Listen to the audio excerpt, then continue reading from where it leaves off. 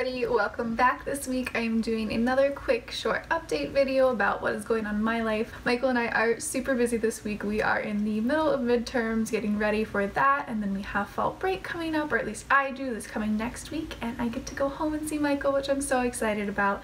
But I just wanted to make a quick video this week in between studying and writing papers about 5 decisions that I had to make after my diagnosis. Like 5 things that normal people don't have to think about or would never have to make decisions about in their lives, especially as a young adult, as a college student.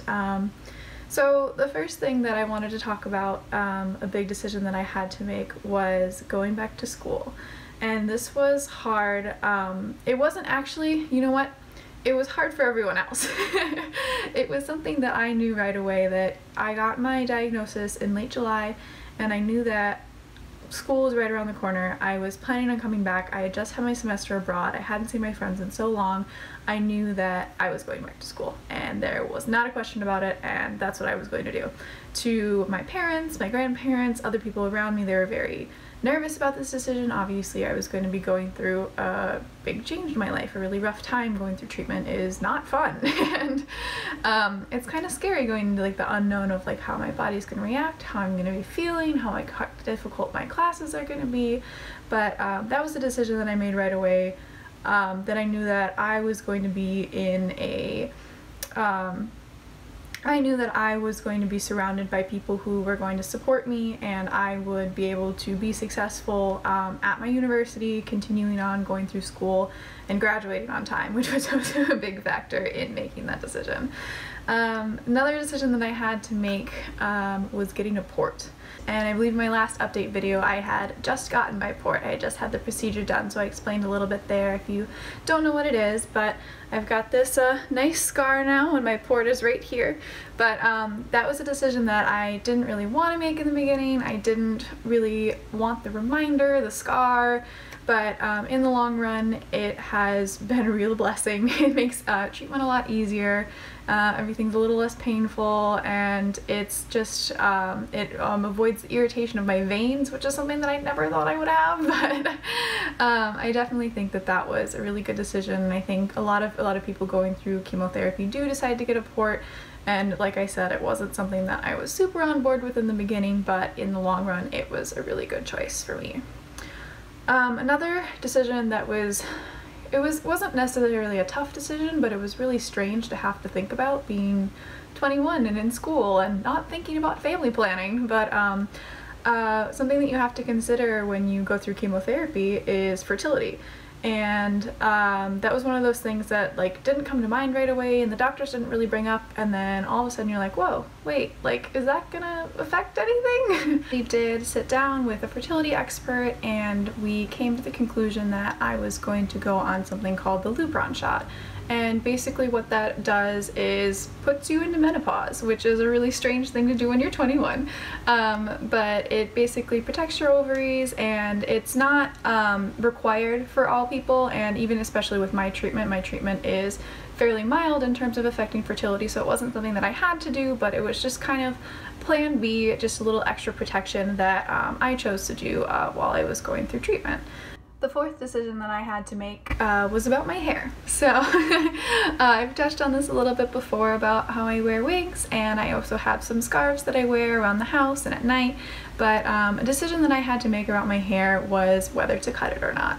And that was something that I did end up cutting it to about like just past my chin a week into treatment, because I knew that it was gonna fall out. It was inevitable, it was gonna happen, but just kind of buzzing it off was a very scary idea to me, and that wasn't something I was super comfortable with. So I did decide to like take it at my own pace, and it was really strange when it did start to like fall out in clumps, and that was something that could have been avoided, but I stuck by my decision, and I'm happy that I made that choice, because it was an easier process for me, just not going from 0 to 100 of hair to no hair. That would have been a really big shock, and I think it was easier for me to make that transition, kind of taking it at my own pace.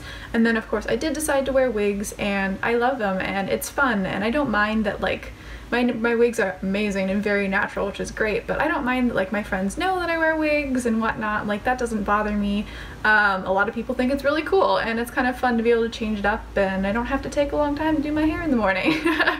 So I think it's really good, and it's a good alternative for people who feel comfortable with hair instead of scarves, and it makes you feel a little less sick sometimes because you look like everybody else. The last thing that I wanted to talk about is more specific about, like, being a college student and, like, being a young adult dealing with cancer, but something that I've had to make a lot of decisions about is going out and hanging out with friends and being social and active. And I've had to make a lot of, I wouldn't say hard, like, all of these things aren't necessarily hard choices, but it's things that you wouldn't typically have to make decisions about as a 21-year-old. So there was a night the other day that all my friends were going out to a club. It was a fun event. It was through our university. It was senior night, and I wasn't feeling so great. And I knew that if I did take that time and went out and didn't get that sleep, that I wasn't going to feel great again the next day. So I had to make that choice that I was going to stay in, and it wasn't going to be as fun, but it was going to be better for me in the long run. And there's just other decisions that way, that my friends will go out and do things during the day and do fun activities, and it's just, I know I have to make the decision that sometimes that's just not the day for me, and I need to take some time for myself and make sure that I'm doing good, and then I can take advantage of all the times that I am feeling good. So overall, like I said, a lot of decisions I've had to make aren't super scary and or necessarily hard, but it's just things that you have to take into perspective and you don't think about all the time, and you don't realize that other people have to think about. So I hope that gives you some insight into my life and what's going on. Personal update at the moment, I've been doing really well. I just finished 2 cycles, so I did 4 treatments. Last Wednesday was my last one, and I'm in my off week now, feeling good, and gonna go study for midterms. So thank you guys so much for watching this week. I hope you enjoyed. Don't forget to like, share, and subscribe, and we'll see you next week. Bye!